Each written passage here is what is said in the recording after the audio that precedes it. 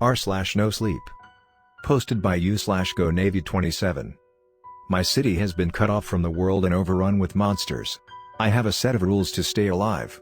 Apparently, having no Christmas spirit can be fatal. Part 7. Eli here, back for more internet stories. You may remember that I mentioned the appearance of a holiday monster several times in my last post. That's what I'm telling you all about today. No rules this time, just a nice festive Christmas story for you and the kids.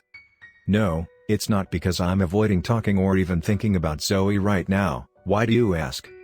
Okay, maybe it's a little because I'm still not sure what the hell to believe about Zoe, and because I still haven't made up my mind about whether to go to that bookstore or not. Thinking about her and everything that happened still make my head spin.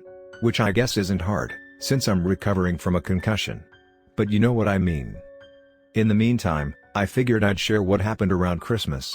I feel like if I should do that now, anyway, because who would want to read about the holiday time monster in, like, May?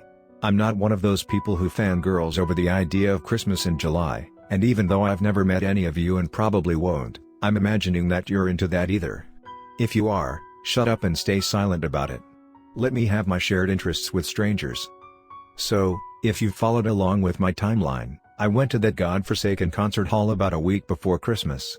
This means that I was just starting to return fully to the world of the living right around Christmas itself. It's still kind of a blur, but I think I regained consciousness and sat up for the first time on Christmas Eve, and then was a bit more functional on Christmas. Happy fucking holidays to me. Now, at this point, you're probably like, how could you possibly have encountered a monster, Eli? You were barely able to walk. There's no way you went outside and did normal stuff. And, surprise. You'd be wrong. Because I am, by nature, an idiot. I'm not the biggest idiot in the world. I didn't, say, go sledding or something.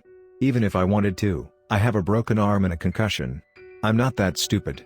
But on Christmas, I was enough of an idiot that I decided I deserved to celebrate a little bit.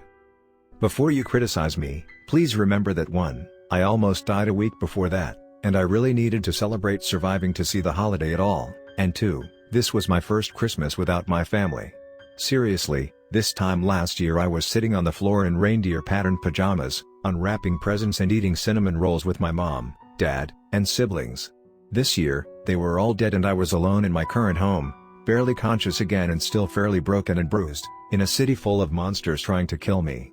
You don't realize how much can change in a single year until it does, huh? Excuse me while I take a brief break to suppress my emotional traumas. Okay, I'm back. Anyway, all this to say, even with my arm in a sling and my head hurting nearly constantly and the scars across my face and back still bleeding if I moved wrong, I still decided to leave my house on Christmas. And what for? Well, I couldn't eat cinnamon rolls, since even refrigerated, I doubted they'd lasted that long. But I could unwrap presents. No, I didn't have time to get myself anything. I figured I'd go to the super Walmart and find a thing or two I'd enjoy, maybe some treats or a toy for Mr. B, and some wrapping paper. That way Mr. B and I could at least make it feel a little like the holiday it used to be. Before I go any further, speaking of Mr. B, guys, I'm starting to think he may not be a normal cat. I mean, I've considered it before, since I encountered him, really, because I've known cats before and he doesn't act like normal cats. But I always brushed it off because 1, I knew Mr. Bailey before this all happened, and he's always been on the brave and smart side for a cat, and 2, come on, he's my only friend. I love him. I don't want to consider that there may be something weird going on with him. But it's been getting harder and harder to ignore. He seems a little too smart and a little too brave, even for him. He always senses the monsters. He got off that catwalk totally unharmed, despite the swarms of Calebs and Brants, including the Caleb that caused me to fall over the edge, that asshole. If I didn't know original Caleb was dead, I'd think he taught it that move. Man, fuck Caleb. Mr. B has also been wandering out on his own a bit while I've been fading in and out of consciousness. Maybe he thought I was too out of it to notice, but I wasn't, and coming back fine. Oh, and also, there's not a lot of other cats running around here anymore. Hardly any, like with humans. But here he is. Although, not to brag, but pairing with me probably helped him make it this far. Just like pairing with him has helped me survive. A symbiotic relationship, if you will. Now, don't jump to any conclusions here. I don't think he's evil. Really, I don't. I've spent entirely too much time with him, And he's had literally thousands of opportunities to kill or betray me. I just know that he's not evil. I can see it in his big beautiful gold eyes. I also am pretty sure that this is the original Mr. Bailey from my childhood. He has the same little V-shaped nick in his ear and the same little scar on his front right paw that I remember. So that raises the question, has he mutated somehow? Maybe the monsters and Bubble did something to him? Or is he a monster that just nailed Mr. Bailey perfectly, down to the scars and personality? God, I hope not. Just airing my thoughts since I have no one to talk to about this. I've been wondering where he's going and what he's been up to, and I'm a little worried about him. I wish I could just ask him because I think he'd tell me, but, you know, he's a cat. And even he can't talk. So for now I'll just be keeping a closer eye on him than usual. Anyway, now that I've shared my concerns in that department, back to Christmas. Mr. B and I set out in the late morning. I had my knife in my good hand, the other arm still hanging uselessly. All I could do was hope that I didn't attract any monster attention, since I for sure looked like an easy target at the moment. And, honestly, I was an easy target. One smack to the head and I'd be too dizzy to do anything except fall to my ass and get eaten. Mr. B was on my shoulders, silent except for the swish of his tail against my jacket collar. Even if I was worried about him, I was grateful to have him. I still love him to death, after all, and he's still a great monster fighter. Plus, a very helpful early warning system for detecting monsters. After the concert hall, I've decided I need to listen to his alerts better.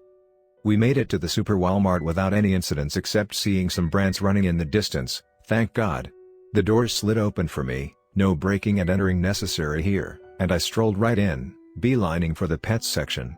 On my way there, I heard a few growls and whispers coming from the shadows, but that wasn't anything unusual.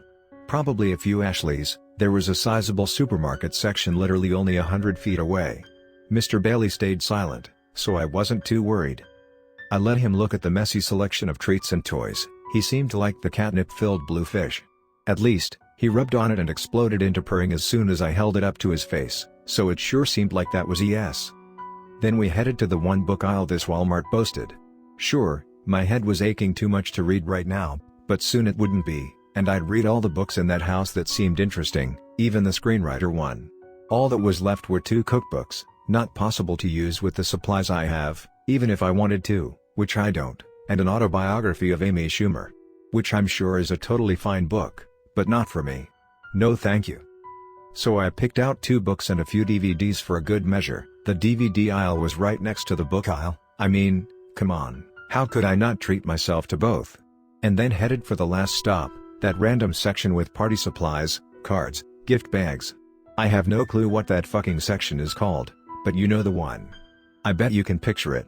A holiday section would have been nice, but since the madness started in February, the only holiday section was dedicated to Valentine's Day. And that's barely even a real holiday.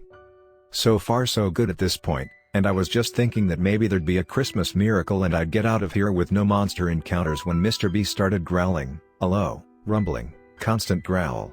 Having learned at least a tiny bit from my past mistakes, I immediately set down the basket I was carrying in my good hand and replaced it with my knife. I didn't like needing to put down the basket with all my stuff in it, but I had no choice. This whole thing would have been so much better with 2 hands.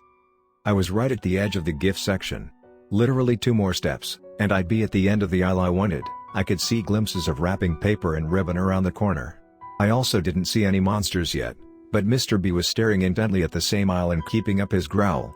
Now that I listened, I could hear something from that direction too. It sounded like snorts? Like kind of a huff huff huff.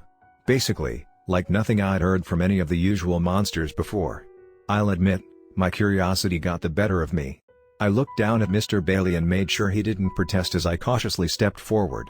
He kept growling but made no warning chirps, nor did he dig in his claws. That seemed like a green light, so I took the last step, landing me right in the center of the aisle, and turned to face down its length. There, at the other end, by the gift bags, was a reindeer? No, definitely not a reindeer, but close. It looked just like that, except for a few things. Its antlers were all sharpened to points, it had dog-like paws instead of hooves, and those paws had claws that were so long and thick I could see them from here. It had 1 extra eye in the middle of its forehead, and, perhaps this was meant to be funny? Its nose was glowing red. So obviously I decided right then and there that I had to call this guy Rudolph.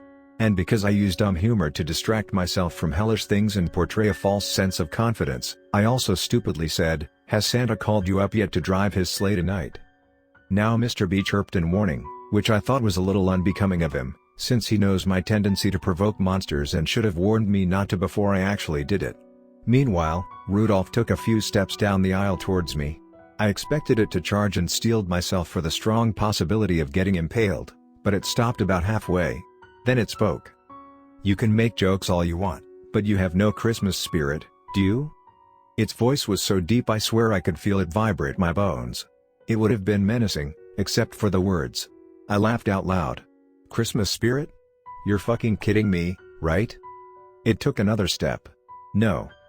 Honestly, I was a lot less scared now, and mostly just felt utter disbelief at the sheer ridiculousness of the fact that I was being questioned about Christmas spirit by a monster reindeer in a ruined city where other monsters could kill me at any moment, since those monsters certainly wouldn't care that it was Christmas and that I wasn't feeling very festive. "How much Christmas spirit did you expect me to have in this place?" I said. "Like, seriously? Did you think you'd see people actively hanging lights and singing carols?" Honestly, Rudolph didn't seem to like this. It took another step closer. The distance between us was shortening. "Those without Christmas spirits in their hearts are dark and sad souls," it said in its deep, bone-rattling voice. "They must be put out of their misery." "Ah, fuck," I said. "Don't tell me you're one of those angel of death types who thinks you're helping people by killing them."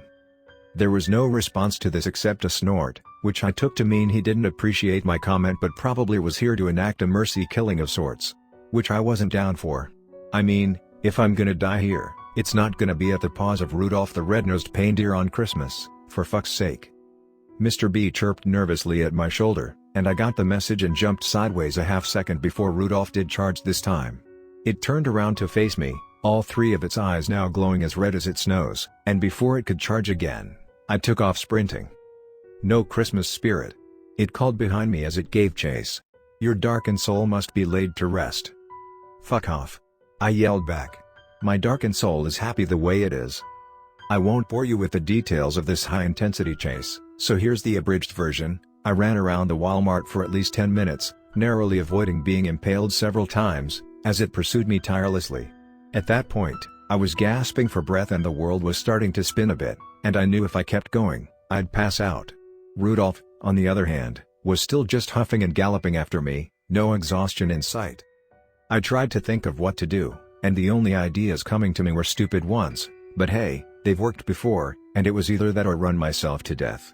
So I raced for the dumb Valentine's Day section and finally skidded to a halt there, panting heavily, Mr. B at my heels. I was hoping Rudolph wouldn't follow since it was apparently a Christmas entity and probably hated Valentine's Day as much as single people do. And it kind of worked. Rudolph slowed and came to a stop at the end of the aisle, just standing there but not making any move to follow me to where I stood by stuffed pink bears, equidistant from either end. There was no sound except my labored breathing for a few minutes. When I could talk again, I said, "You want Christmas spirit? I can sing you some Christmas carols." "Oh, Christmas tree, oh, Christmas tree." Rudolph's deep voice cut me off. "No singing. Does not change what's in your heart." There went one of my ideas. At least the Valentine's thing had worked, although even that seemed temporary, as Rudolph was now tentatively stepping a paw forward. Then another. If I didn't think of something now, he'd be down this aisle in a few seconds, and I'd be dead. And I was pretty sure throwing a pink bear at him would be useless. So I tried my last idiotic idea. I threw my hands up and said, "Fine. You want to know why I have no Christmas spirit?" Rudolph stopped. Its eyes and nose brightened until they were blinding, and I swear it was smiling. "Yes," it said. "Yes, tell me. But what has happened here is no excuse." I'm sure it thought it had me. It probably thought I was going to proclaim some long speech about how my family being dead and monsters running amok had stopped me from celebrating Christmas. And sure, that was true. However, that wasn't my plan. I simply smiled and said, "Because I'm Jewish, motherfucker." Now, a few things. I'm not Jewish. I did celebrate Christmas before all this. I just didn't think Rudolph needed to know that, and I was banking on the fact that it wasn't all-knowing. Also, for the record, I didn't really think this would work. I was mostly just being a smartass. But it did work. Because Rudolph's eyes stopped glowing, and without another word, it turned around and just walked away. After a few seconds, I poked my head out of the aisle to watch, but it was gone. Vanished into thin air. Maybe it went to the North Pole to help Santa. Ha. No, but seriously. It was just gone. I went back, grabbed my basket of stuff and a roll of wrapping paper, and booked it out of there before it could come back. And yes, Mr. B and I did end up having a little Christmas of our own, and it was nice. Honestly, I did have Christmas spirit. If Rudolph had just waited a few hours, it wouldn't have had an issue with me.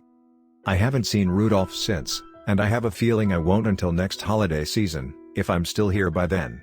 God, I hope not. I hope I've escaped or been saved by then, because I'm not sure it'll believe I'm Jewish again. This whole thing did get me thinking again about what caused the dome to descend, and where the monsters came from. I've considered a lot of theories. After my encounter with Zoe and now with Rudolph, I'm really starting to think that someone set this all up, and that the monsters are being controlled or directed somehow. Maybe it's the government. Maybe it's scientists doing some psychotic experiment. Maybe it's a monster king or queen, and hell, maybe that leader of the monsters is Zoe. I have no fucking idea. But it sure looks more and more like the monsters are being given orders. Why else would they gather in hordes and wait to attack like they did in the concert hall? Why else would Rudolph walk away and vanish after thinking I'm Jewish and therefore that Christmas spirit wouldn't bother me? Anyway, happy holidays, you all. Now that it's the new year, I'm sure as shit hoping this will be the year I get out of this hellhole. My New Year's resolution? Get out of here or die trying, and preferably kill some monsters on the way. 2021, bring it on.